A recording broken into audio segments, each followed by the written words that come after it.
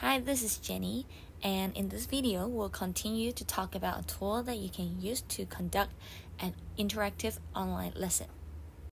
And the tool that I'm going to introduce here is Jamboard. Basically, Jamboard is a very simple interactive whiteboard designed by Google, but with different functions. And if you can be a little bit more creative, actually you can use it more than just a simple whiteboard. And you can also integrate Jamboard into your Google Classroom and use it as well. So in this video, I'm going to introduce the functions of a Jamboard and how you can teach with it and how you can use it with Google Classroom. So basically, when Google first launched this Jamboard, it actually has a very physical, big interactive whiteboard that schools can purchase and put in the classroom. But sooner or later, Google has also launched Jamboard and opened it for free for public to use it as a digital whiteboard for cloud collaboration. So now you can actually use Jamboard on the web with a web browser, or you can download an app in your mobile device and use it. So as I said, as long as you use a video conferencing tool to conduct your online lesson, and as long as you can present your screen, either with your mobile device or your desktop screen, you can use this app, this tool, Jamboard, to conduct your lesson. So when you open an app, this is the very first page, the home page that you can see, and it's like all other Google tools. The buttons, they are very similar. The menu, how you click the plus icon to create a new Jamboard, or you can use it in grid view or list view, or you can search a Jamboard. So basically all these buttons, they are really alike with Google Drive. So if you open the app and you want to create and start a new Jamboard, all you need to do is just click the plus icon, and then that's it. You have a new whiteboard and you can start using it. And of course, if you want to do any setting regarding the Jamboard that you have created, all you need to do is just click the three dots on the right, and then the menu will pop up, and you can choose to share your Jamboard with a link, or you can add email address, you can rename it, you can make a copy, you can remove. Basically, it's just like editing a Google file in a Google Drive. And also there is a menu button on the left top corner of your interface, the Jamboard, the app. And once you click it, you can choose all these functions and settings as well, including whether you want to join the Jam by a code to connect it to a real Jamboard. So these two functions, we will seldom use it unless you really have a physical Jamboard. If not, then there are only several simple functions that you can click, including to look for the recent Jamboard that you have used, the Jamboard that you have put a star, or any Jamboard that is shared with you. So you can click these functions, or you can delete the Jamboard or look for a Jamboard from a trash bin. And also, if you want to switch account, you can do it there as well. And the other way of creating a Jamboard is that you can create in your Google Drive instead of opening the Jamboard app and create a new one. The good thing about creating a Jamboard in Google Drive is that all the files will be well organized, because you can create a folder and then you put your Jamboard in. So all you need to do is just click the button that you can add new files in your Google Drive, and then when you click more, and then you can see the option Google Jamboard. Then you can create it there in a Google Drive, and it will be like a new file. So after you create a Jamboard, you open it. Basically, this is what you see, a blank canvas. So you can start drawing, writing, and using it as an interactive digital Jamboard. So these are the functions that you can play with in the Jamboard. Let's start with the buttons on the left-hand side. Okay, so there are only 5 buttons, 5 tools that you can use to add content to your Jamboard. The first one is a pen. So you can choose different style, different kinds of pen, and different colors. But there is one more special function. It's called assistive drawing tools, because we know that if you want to write on a whiteboard, if you don't have a stylus, if you don't have a pen, it's really hard to make your handwriting nice. So this assistive drawing tool can help you. Even you write not as nice as computer test, it will help you to transform your handwriting into computer test. So you don't need to worry about your handwriting. And then the second one is shape. So if you think that you want to put certain shape there, you do not need to insert shape like you do in other word processing app. All you need to do is just draw it, and then this assistive drawing tool will help you beautify it and make it into a real shape. And then the last one will be smart drawing. So once you click this one, you can freely draw any cartoon, any pattern, anything that you like. And then this smart drawing assistive tool will help you look for the closest clip art to your drawing, and then you can insert the clip art to the whiteboard. I'll show you how this tool is used later on in the coming slide, okay?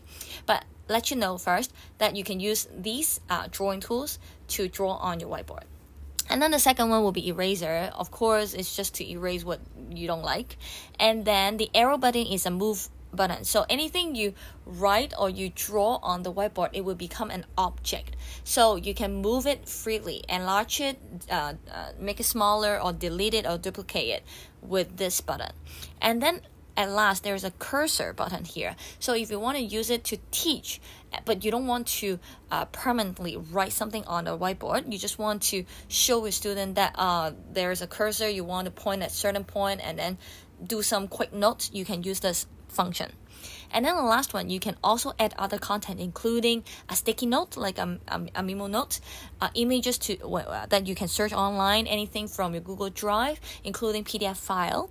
If you want to take a picture with a camera, any stickers, or any image from a mobile device, you can add all these to your Jamboard. So once you can use all these functions, your Jamboard will have a lot of content. So the content can actually be very rich, and you can definitely use it interactively.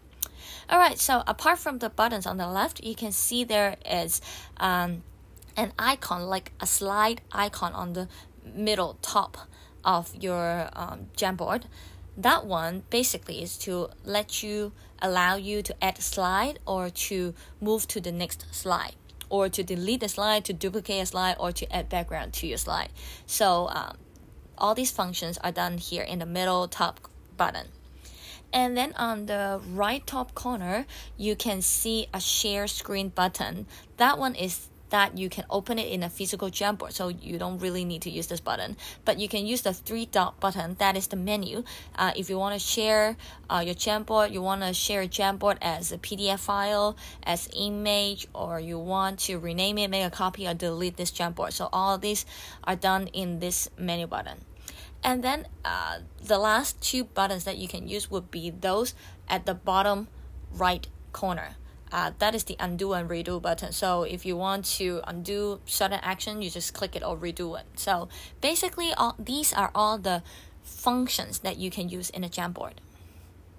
So after knowing how to use a Jamboard, let's take a look how we can use it to teach. The very first function, and the easiest one and the most straightforward one, will be using it as a whiteboard. So you can share your screen while you're conducting your lesson online, and then just share a screen and use it as a whiteboard. You write on it and then explain and talk. This is the easiest way, the most straightforward way.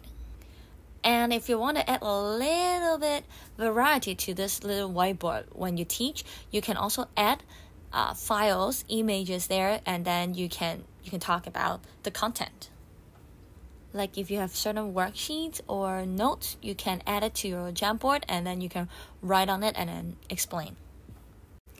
Then the next one, of course, Jamboard is a collaborative tool. So actually you can share this Jamboard with your whole class, and then you can put your students into group and then do group tasks with Jamboard like this. This one I actually used the assistive drawing tool. So I draw a house, and then there is some clip art that I can choose, and then I add it to the slide. So here I give you an example. You can add 4 slides in your Jamboard, and then you can break your students into different groups and then ask them to ask each group to work on one of the slides. Maybe they can draw, maybe they can write, maybe they can add annotation, and then or even they can share about their story. So this can be a collaborative writing task. They can write stories together. So this is what you can do as a group work with Jamboard. Of course, once you can add image to your Jamboard, you can make it like a worksheet. So for example, you have done some teaching already and you want to make sure your student understand the concept that you've just taught, then you can add an image to your Jamboard and then ask student to complete it. Like this one, I have made a relationship chart about a story, and then I have created some sticky notes with some answers, and all students need to do is just drag the sticky note to the right place and complete the relationship chart. So you can also use it as a worksheet as long as you can input an image file there or a file there. So same concept like adding a worksheet. You can also make it like an assignment. So apart from just asking students to use Jamboard in the lesson, you can also assign the Jamboard to your students like an assignment and ask them to complete the work at home. Like this one with the graphic organizer, I can ask the student to drag the sticky notes to the right place to match the events to the right time. So as I said, you can assign Jamboard as an assignment. So I'm going to show you how you can assign it in a Google Classroom. Once you have created a Jamboard, you can find your file, your Jamboard file in your Google Drive. So basically, you can create an assignment in Google Classroom like what you usually do, but then when you add the attachment to your assignment, you click Add, and then you choose File from the Google Drive, and then you choose your Jamboard file. Most importantly, after adding the Jamboard file to the assignment, you need to choose the option Make a copy for each student. Then they won't mess up with your original file. Okay, so each of the students will receive one of their own copy of this Jamboard. So the Jamboard can be used as an individual assignment here. And then for the rest, all the settings you can change it, like how many points, when is the due date, the topic, etc., etc. So when all these are set, you just need to click Assign, and then your student will see it. So when the Jamboard is attached and the assignment is assigned, this is what the student will see, and this is what you can see. So student can see the instruction, they can see the Jamboard, and then they can submit the work on time. So this is how you can assign a Jamboard as an assignment in Google Classroom. So this is a very basic introduction about Jamboard. Hope you find it useful, and then you can use it with your Google Classroom as well, and also use it in your online lesson. If you have any questions, feel free to email me. Thank you.